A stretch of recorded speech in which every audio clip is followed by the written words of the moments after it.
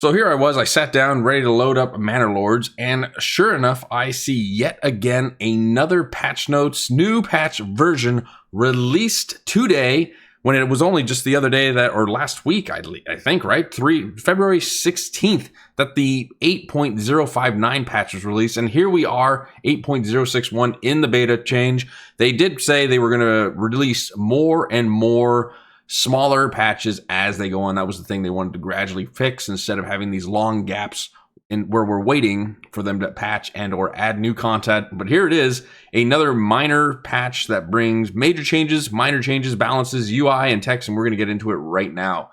So to start off with the major changes, they are saying that the battlefield visibility, all squads inside an active battlefield are now always visible. Now, I assume they mean the battlefield when you are contesting territory and trying to take over. So that is going to be one of the big major changes. But this is the one I don't necessarily understand. Battlefield proximity. After the battle starts, the area around the battlefield where units are counted as participating gradually shrinks. This is not the battlefield zone itself. Are we, the battlefield itself starts to shrink around?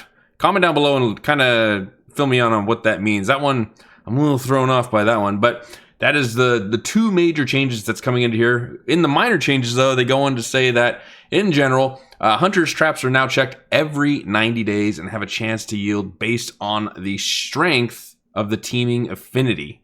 So that is pretty beneficial. I mean, every 90 days, but so you might be able to yield quite a bit based on, the strength of that affinity. And then the armament delivery adjusted to require 15 total population, 5 housed families, and a storehouse to trigger delivery. They also have refined how pathfinding emergency mode works. Emergency triggers when a character is in a spot they can't get out from. For instance, they build a fence around themselves. What? Who has ever built a fence around themselves, for God's sakes? They've refined how pathfinding emergency mode works. I've never personally run into this, but they've fixed it in the minor changes. So if you were worried, there you go. There's the new minor change that's come out for you. It's also has a battlefield placement, will attempt to avoid overlapping settlements, and the fishing hut's default reserve is now relative to rich or normal deposits. On the AI side of things, for minor changes, they've fixed being able to raise squads with less than 5 soldiers. So some of these things they change. I've never really come to encounter them. So I don't know. It's always interesting. At least they're fixed and they're good. You'll never have to encounter it. So if you have, these are getting fixed. But I don't think I've ever encountered some of these things that they're coming out with. In the balance, starting amount of shoal of fish deposit is now 80%. It was 66, ensuring it's above the default reserve of the fishing hut on game start. And then the UI and text, styling and quality of life, tooltips and references to honey apiary now use a consistent icon, and wax is now displayed under crafting materials on the resource bar. With the text, added deposits to the wiki with information about all natural resources. A person who works in a small holding is now considered a small holder as their job title. Bug fixes, this is the one I wanted to see. So they fixed wax not being able to or collect it. I personally haven't gone after the apiaries or honey or anything like that. But they fixed it militarily, though. They fixed logic for when challenge battles start and end, and fixed logic for deciding who won and lost after a challenge battle ends. And along with Pathfind, they fixed the Twin Lakes fishing spots spawning inside the lake area.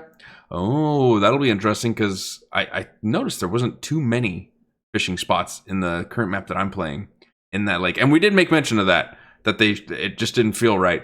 And they fixed another instance of a retinue stuck in the manor on rallying. I haven't come across that one either. And on the save load thing, here's an interesting one. They fixed the ox carts not being loaded properly, but they say no, ox carts are invisible. It's WIP, so it's a work in progress, but that'll be cool to see some ox carts, the sheer amount of timber, wood, planks, anything that they can actually transfer. That'll be interesting to see, but know that secretly your ox is pulling a invisible cart, so if it seems like you're getting more resources than you used to, well, now there it is. There's why. And they also fixed the owner of hunting hounds not being saved, and hunting hounds. See, there's hunting hounds. When did we have hunting hounds? I love it. Other things they've gone into, they fixed some crash fixes, some cosmetics, optimization, fixed yet unbuilt manor walls, not updating cost and pop-up. They went on, there's a few little things, miscellaneous things that they fixed. Oversized tier 4 burgage plots caused by using meters instead of centimeters in the scaling algorithm. I'm sure they were freaking huge. They fixed the ability to scroll map by moving cursor to border of the game window while full screen UI is open. So there's it's a nice little update that they've come out, but I just wanted to give you guys a quick update on this brand new patch that was released today. But that's going to do it for this. Good update. Keep them rolling out, Manor Lords. Loving it. If you guys have enjoyed it, please smash the likes up button so we can get this out so many more know that there is a new patch update to come out and they can try. And don't forget to subscribe so you can follow more on these Manor Lords videos. Until the next video, I hope you all have an incredible day. Take it easy, okay?